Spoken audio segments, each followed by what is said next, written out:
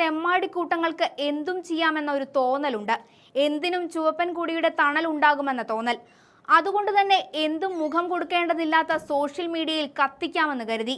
സത്യത്തിൽ മൂന്നാമൂഴം കിട്ടില്ല എന്ന ഈ അന്തംകമ്മികൾ പോലും തിരിച്ചറിഞ്ഞതിന്റെ അടിസ്ഥാനത്തിലാണ് കേട്ടോ ഇമാതിരി ഊരും പേരുമില്ലാത്ത പലതും പടച്ചുവിടുന്നത്. പണ്ട് ഷാഫിക്കെതിരെ ഈ കഴിഞ്ഞയിടയ്ക്ക് മാങ്കൂട്ടത്തിനെതിരെയും ഈ സൈബർ പട പലതും പടച്ചുവിട്ടിരുന്നു. തദ്ദേശ തെരഞ്ഞെടുപ്പിൽ മാങ്കൂട്ടത്തെ വെച്ചുകൊണ്ട് കളം പിടിക്കാമെന്നായിരുന്നു കണക്കുകൂട്ടലെങ്കിൽ പോറ്റിയെ കേറ്റിയെ എന്ന പാട്ടിനെ മറികടക്കാൻ ഈ അന്തംകമ്മികൾക്ക് ആയില്ല. അതിനു പിന്നാലെയാണിപ്പോൾ സാദിഖ് അലി തങ്ങൾക്കെതിരെ തിരിയുന്നത്. പറഞ്ഞു വരുന്നത് കേരള രാഷ്ട്രീയത്തിൽ സമീപകാലത്ത് കണ്ട ഏറ്റവും നീചവും ആസൂത്രിതവുമായ ഒരു സൈബർ ആക്രമണത്തിന്റെ ചുരുളഴിയുകയാണ്. മുസ്ലിം ലീഗ് സംസ്ഥാന അധ്യക്ഷനും ലക്ഷക്കണക്കിന് വിശ്വാസികളുടെ ആത്മീയ നേതാവുമായ പാണക്കാട് സയ്യിദ് സാദിഖ് അലി ശിഹാബ് തങ്ങൾക്കെതിരെ നടന്ന വ്യാജ പ്രചാരണം കേവലം ഒരു പോസ്റ്റിൽ ഒതുങ്ങുന്നതല്ല. അതൊരു വലിയ രാഷ്ട്രീയ ഗൂഢാലോചനയുടെ ഭാഗമാണ്. തിരഞ്ഞെടുപ്പ് കാലങ്ങളിൽ എതിരാളികളെ നേരിടാൻ കമ്മ്യൂണിസ്റ്റ് പാർട്ടി സ്ഥിരമായി പുറത്തെടുക്കാറുള്ള പെണ്ണ് കേസ് തന്ത്രം ഇക്കുറി പാണക്കാട് തങ്ങൾക്കെതിരെ പ്രയോഗിക്കാൻ നോക്കിയവർക്ക് പാളിപ്പോയിരിക്കുന്ന കാഴ്ചയാണ് നമ്മൾ കാണുന്നത്. ഷാനു എന്ന പേരിൽ പ്രത്യക്ഷപ്പെട്ട ഒരു വ്യാജ ഫേസ്ബുക്ക് പ്രൊഫൈലിലൂടെയാണ് ഈ വിവാദങ്ങൾക്ക് തുടക്കമിടുന്നത്. ഈ പോസ്റ്റിലെ വാദങ്ങൾ ഇങ്ങനെയായിരുന്നു: സ്വന്തം ആവശ്യത്തിനായി പാണക്കാട് തങ്ങളെ വീട്ടിൽ ചെന്ന് കണ്ടുവെന്നും വിഷയം പരിഹരിക്കാമെന്ന് പറഞ്ഞ് അദ്ദേഹം ഫോൺ നമ്പർ വാങ്ങിയെന്നുമാണ് ഇവർ ആരോപിച്ചത്.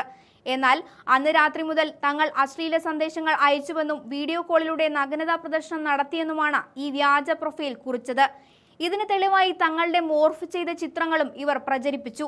ആയിരക്കണക്കിന് മഹല്ലുകളുടെ ഖാളി പദവിയിലിരിക്കുന്ന ഒരാളെ ഇത്തരത്തിൽ മോശക്കാരനായി ചിത്രീകരിച്ച് പൊതുസമൂഹത്തിന് മുന്നിൽ വിചാരണ ചെയ്യാനായിരുന്നു ഇവരുടെ നീക്കം. എന്നാൽ ഈ ആരോപണത്തിന് പിന്നിലെ കള്ളത്തരങ്ങൾ സാമാന്യ ബുദ്ധിയുള്ള ആർക്കും പെട്ടെന്ന് മനസ്സിലാക്കാവുന്നതേ ഉണ്ടായിരുന്നുള്ളൂ. ഒന്നാമതായി, ഈ ഫേസ്ബുക്ക് അക്കൗണ്ട് തുടങ്ങിയിട്ട് വെറും 3 ദിവസം മാത്രമേ ആയിരുന്നുള്ളൂ. ആരോപണം ഉന്നയിക്കാൻ വേണ്ടി മാത്രം നിർമ്മിച്ച ഒരു യൂസ് ആൻഡ് ത്രോ ഐഡി ആയിരുന്നു ഇത്. രണ്ടാമതായി, ഇവർ പുറത്തുവിട്ട ചിത്രങ്ങൾ ശ്രദ്ധിച്ചാൽ ഒരു കാര്യം വ്യക്തമാകും. 61 വയസ്സുകാരനായ സാദിഖ് അലി തങ്ങളുടെ നരച്ച താടിയുള്ള മുഖം ഒരു യുവാവിന്റെ ശരീരത്തിലാണ് ഇവർ ഒട്ടിച്ചു വെച്ചിരിക്കുന്നത്.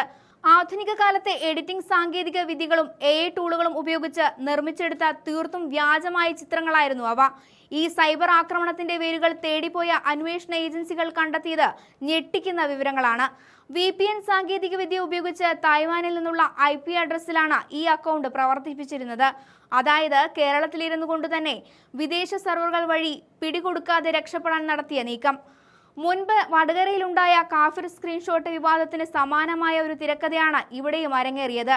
വർഗീയ ധ്രുവീകരണവും വ്യക്തിഹത്യയും നടത്തി വോട്ട് തട്ടാൻ ശ്രമിക്കുന്ന ഒരു പ്രത്യേക വിഭാഗം ഇതിന് പിന്നിലുണ്ടെന്ന് ഇതിനോടകം വ്യക്തമായി കഴിഞ്ഞു. ഈ സംഭവത്തിൽ UDF നേതാക്കൾ ശക്തമായ ഭാഷയിലാണ് പ്രതികരിച്ചത്. രാഹുൽ മാങ്കൂട്ടത്തിൽ തന്റെ സോഷ്യൽ മീഡിയ കുറിപ്പിലൂടെ ഇതിനെ രൂക്ഷമായി വിമർശിച്ചു. 10 വർഷം നാട് ഭരിച്ചിട്ടും വികസനത്തെക്കുറിച്ച് പറയാനില്ലാത്തതുകൊണ്ടാണ് അന്തംഗമികൾ ഇത്തരം ഉടായ്പകളുമായി ഇറങ്ങുന്നതെന്ന് അദ്ദേഹം പരിഹസിച്ചു. മതേതര കേരളത്തിന്റെ നായകനെതിരെ ഇത്തരം വ്യാജ പ്രചരണങ്ങൾ നടത്തുന്നവർക്ക് കേരളം മുഖമടച്ച് മറുപടി നൽകുമെന്നും അദ്ദേഹം കുറിച്ചു. PK കുഞ്ഞാലിക്കുട്ടി അടക്കമുള്ള ലീഗ് നേതാക്കളും ഉടൻ തന്നെ പോലീസിൽ പരാതി നൽകുകയും അന്വേഷണം ഊർജിതമാക്കാൻ ആവശ്യപ്പെടുകയും ചെയ്തു.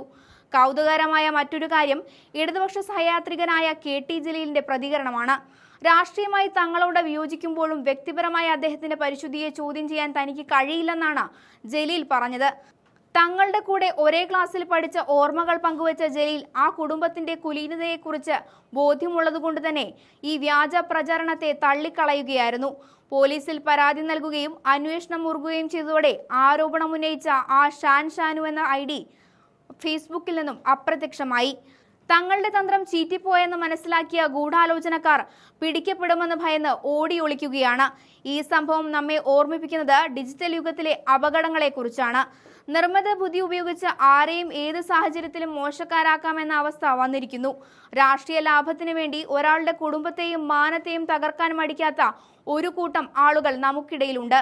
എന്നാൽ പാണക്കാട് തങ്ങളെ പോലെയുള്ള ജനഹൃദയങ്ങളിൽ സ്ഥാനമുള്ള നേതാക്കളെ ഇത്തരം കുൽസിത നീക്കങ്ങളിലൂടെ തകർക്കാമെന്ന് വെറും മോഹം മാത്രമാണ്. നിയമം അതിന്റെ വഴിക്ക് പോകട്ടെ. ഇത്തരം സൈബർ ക്രിമിനലുകളെ മാതൃകാപരമായി ശിക്ഷിക്കണം. സത്യം എപ്പോഴും വിജയിക്കുമെന്ന് ഒരിക്കൽ കൂടി തെളിയിക്കുന്നതാണ് ഈ സംഭവ വികാസങ്ങൾ.